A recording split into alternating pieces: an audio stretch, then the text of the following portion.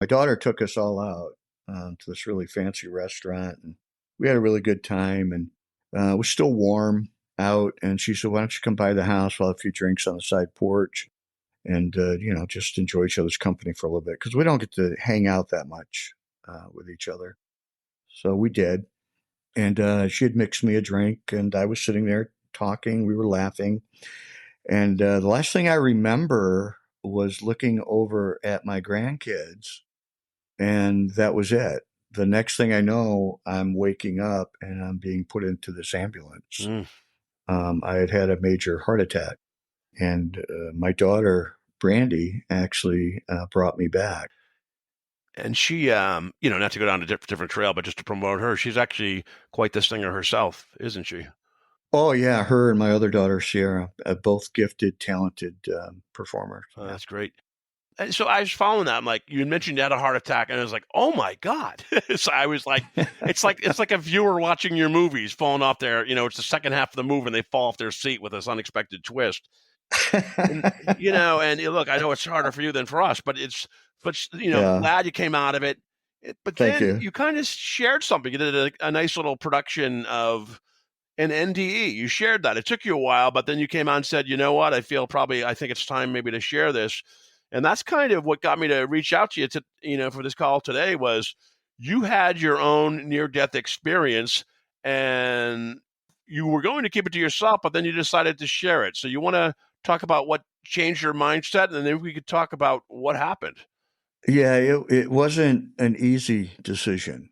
I struggled with it. I didn't even tell my family everything, what had happened to me, because I got to be honest with you, Bob, I wasn't sure what happened to me. Uh, I didn't know if this was a figment of my imagination. I didn't know if this was a dream. I didn't know what transpired. But as time went on, and believe me, I thought about this on a daily basis because it was more than a dream. It was the best way to describe it is like when you go on vacation somewhere and you come back and you have that very vivid memory of where you were at, and it's nothing like a dream. And that's what it was for me. And that's what was really it was really bugging me. I have passed out before. I've been knocked out before, and it was a totally different experience. It was like a fraction of a second went by, and you wake up. You didn't have any idea of how much time went by until you started getting your collection back to you. This, when I was there in this place, it was like I was there for hours. And when I came back, it just didn't seem like it was possible. Like, wait, I've been gone all this time. It was totally different. And the things that were said to me and things I saw, I don't see how my mind could have fabricated any of that. I've had several near-death experiences on the show. One was an ice mountain climber who was dying on the side of a mountain, and there's been a couple others as well. And they all have kind of like there's some similarities, but there are some things different. I'm curious before we go into more about what happened to you, what you saw.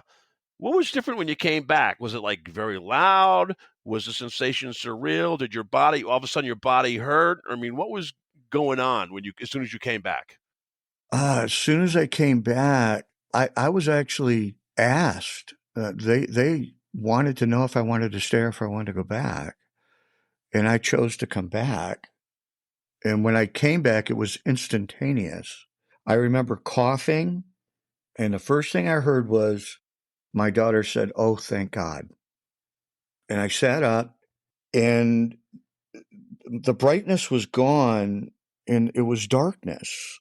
I had been out to where the sun went down, and there were all these people around me, and I was wet. I was soaking wet. And I remember saying, why am I wet? And my son-in-law had thrown water on me trying to get an emotion out of me.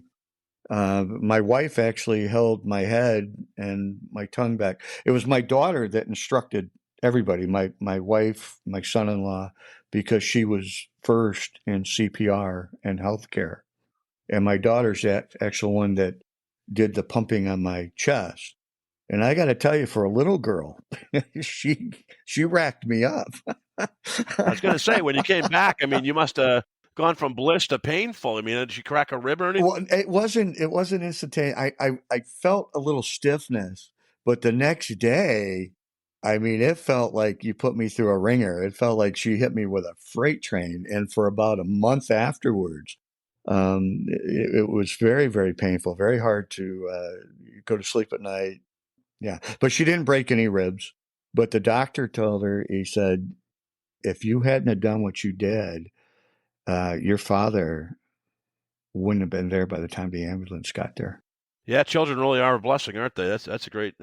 Excellent. Well, I'll tell you one thing that my daughter said that really registered with me. She said, Dad, now we really share something. And I said, what's that? She says, you gave me life and I gave yours back. That's great. Yeah.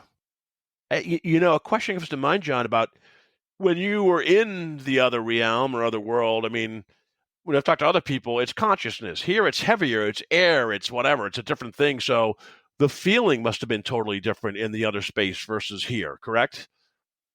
Honestly, felt like I was here, like only I was there. Wow. Yeah, I didn't really, Did you breathe? Did you notice you were breathing, or were you not even aware? You were just taking in what you were, absorbing what you were experiencing? it was like waking up in a different world. Mm. That's all I can really relate it to. A world that was super clear and bright and peaceful. I felt that there were other people there, but I only corresponded with these three entities that were there. And the one was the only one that really had communication going with me. I wasn't scared. It wasn't like I was scared of being there. There's this overwhelming calm about it. And as he spoke to me, I felt this real spiritual kind of connection, especially with the things that was being said. Now you mentioned entities, so it's not like humanoids. It's just what was the appearance like? And was the communication telepathic versus spoken words? What was that like? I felt it wasn't like I was sitting there having a conversation with you. Hmm. It was much deeper than that. And even though the other two were not communicating with me, I felt some sort of connection. Huh. It felt like like I was just connected, like we were all sharing this moment and what was being said to me. And an entity, I mean, by the fact that I couldn't see, especially the one that was before me, I couldn't see his face. It was so bright.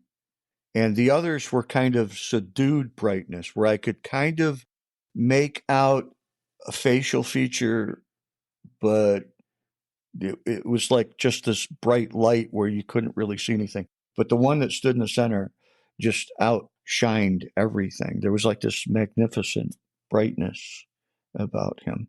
And I say him because the vocal that I was getting, that I was receiving, seemed very male. Was there a white light that you went into the tunnel to get there, or were you just there? No, I was just there. I didn't see any of that. Uh, And when I passed out, I didn't know I was passing out. I didn't get a pain in my chest. I didn't feel dizzy. I was just laughing at my kids and then woke up in this other place. It was like that. I don't remember anything. was there anything going on around those three entities was there other activity going around, or was it just that was it? That was it, kind of the whole world right there. Well, no, I was in like a beautiful place of trees and flowers and it looked very similar to here, only on a much more, I don't know what I want to say, radiant scale. Everything was just brilliantly beautiful.